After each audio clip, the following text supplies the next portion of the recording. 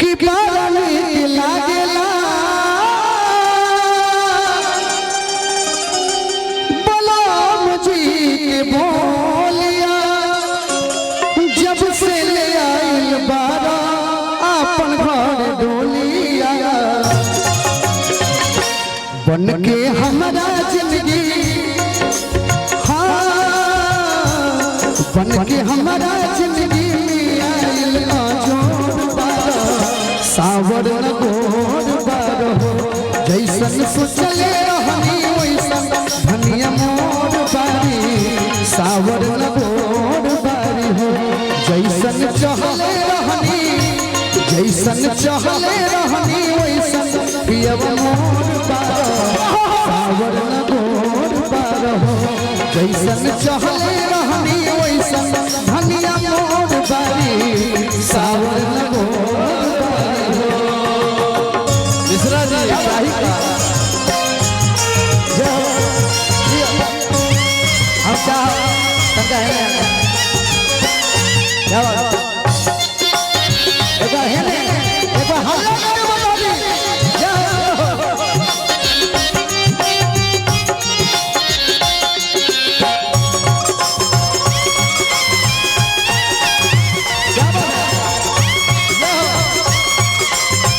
और कैसे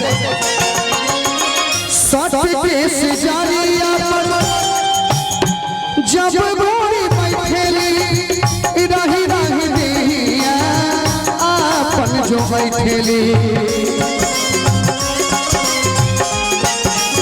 ओहो तो कहे बारनी लागेला बलराम जी के बोलिया जब से ले आइल बा हमरा घर डोलिया अगर मरद के कह दो 2-4 दिन चले खातिर तो एकदम सीधा सादी चले अच्छा अब कोई लड़की के बोल दीजिए तो हाई से एक ताली बजा के सट के से जारिया पर जब गोरी बैठेली रही रही देहिया आपन जो बैठेली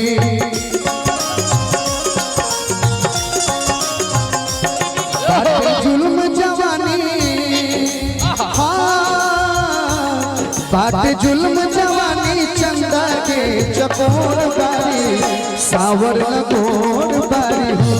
जैसन सोचले रहनी वैसन धनिया मोर बारी सावर न गोर बारी हो क्या बात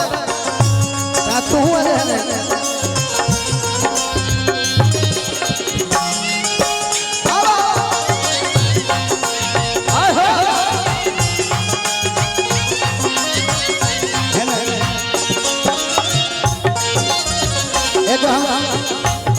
बड़ा सुंदर लाइन सावरी सुरतिया मोहनी मुरतिया बड़ा नीक लागे उनकर मीठी मीठी बतिया मुस्की बना के लोभा गईनी मुस्की बना के लोभा गईनी तंगा माथा पर आंचर है भैया तंगा माथा पर आंचर धर पगली कि मुस्की बना जाके लोभा गईनी जैसन सोचले रही हम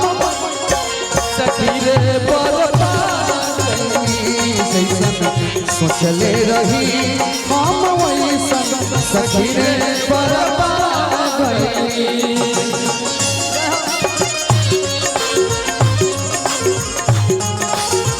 क्या बात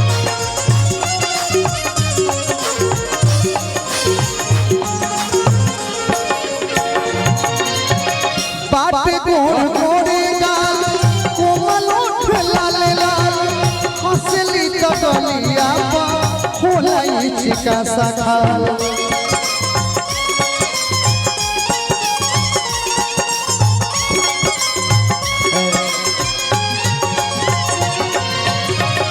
लहंगा के समय आना अब ये हम गिर जाती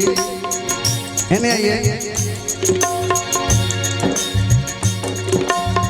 दिलवा के हाल हमसे कहलो न जाला धरला कलाई तो देह सिहराला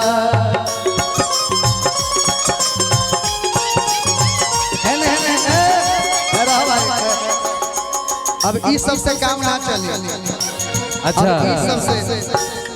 तू रिजवान भैया पर ध्यान दे। तनका सा स्केल बढ़ा दीजिएगा, हाफ नोट थोड़ा सा बढ़ा दीजिए। रिजवान भैया अब ओ में आइए, इधरो स्केल बढ़ाइए,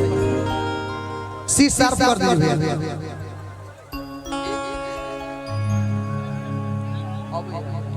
नयन छोड़ी से कटारी हो गए रूप की दुनिया पुजारी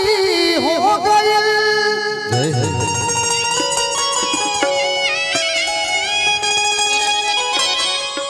केहू नजरिया में आके बसी जाए तब बुझी हा कि प्यार की बीमारी हो गई। का हो बोल दे देव ले ले